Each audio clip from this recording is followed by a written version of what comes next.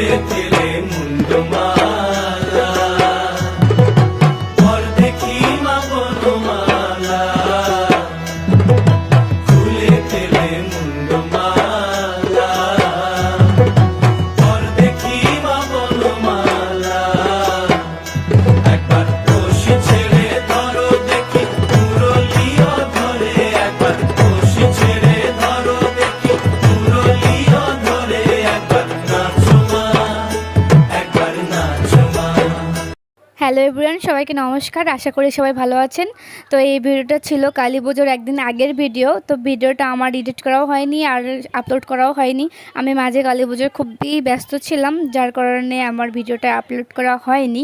তো আপনারা সবাই কেমন আছেন আমাকে অবশ্যই কমেন্ট করে জানাবেন। আর সবাইকে শুভ দীপাবলি। আপনারা সবাই কালী পুজোয় কেমন এনজয় করছেন আমাকে কমেন্ট করে জানাবেন। আমি তো আমাদের কালী পুজোয় খুবই এনজয় করছি, কারণ যশোরের কালী পুজো সবথেকে সেরা কালী পুজো। যশোরের কালী পুজো সবথেকে ভালো পুজো হয়। অন্যান্য জায়গায় কেমন হয় আমার জানা নেই, বাট যশোরের পুজো মানেই সবথেকে সেরা পুজো হলো কালী পুজো। তো এই যে এটা ছিল আমাদের বাসার কালী পুজো, এটা আমাদের বাসার সামনে কালী পুজো ছিল। তো এইখানে আমাদের বাসায় ওই দিন লক্ষ্মী পুজোও ছিল, সেই কারণে নারকেল কুড়ানো হচ্ছিলো, নারকেলের নাড়ু বানানো হবে। আর এগুলো ছিল হচ্ছে খইয়ের মুরকি বানানো হবে।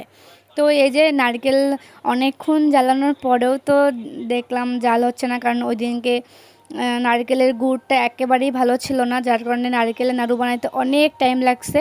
তো যাই হোক, এইটা হচ্ছে রাত্রের ভিডিও, যখন আমি রাত্রেবেলা রেডি হয়ে নিচে নামছিলাম। তো নিচে নামার পরে ভাবলাম বাইরে একটু লাইটিং দেখে আসি। আর এইটা হচ্ছে কালী পুজোর লাইটিং। আমি বাইরে গেছিলাম লাইটিং দেখার জন্য। তো সব জায়গায় এত লাইটিং দেখে আমার খুবই আনন্দ লাগতেছিলো অ্যান্ড খুবই খুশি লাগতেছিলো। আর লাইটিং দেখে তো আমি একদম অবাক, এত সুন্দর লাগতেছিলো, তা আপনারা সামনাসামনি না দেখলে বুঝবেন না। যারা যশোরে কালী পুজো দেখছেন বা দেখেন তারাই জানেন যশোরে কালী পুজো কীরকম হয়।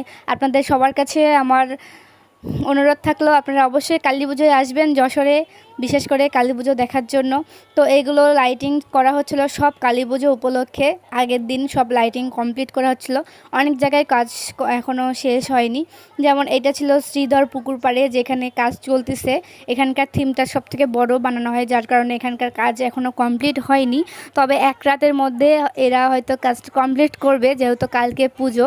তো এবার বাসায় এসে দেখি বাসায় তো কারেন্ট ছিল না, এদিকে কালী পুজো শুরু হয়ে গেছে। এটা হচ্ছে আমাদের বাসার কালী পুজো ছিল। তো আমাদের মায়ের মূর্তিটা দেখেন কি সুন্দর। তো এখানে সবাই অঞ্জলি দিচ্ছিল আর পুজো হচ্ছিল। পুজো কমপক্ষে সন্ধ্যা 6টার দিকে বসছে,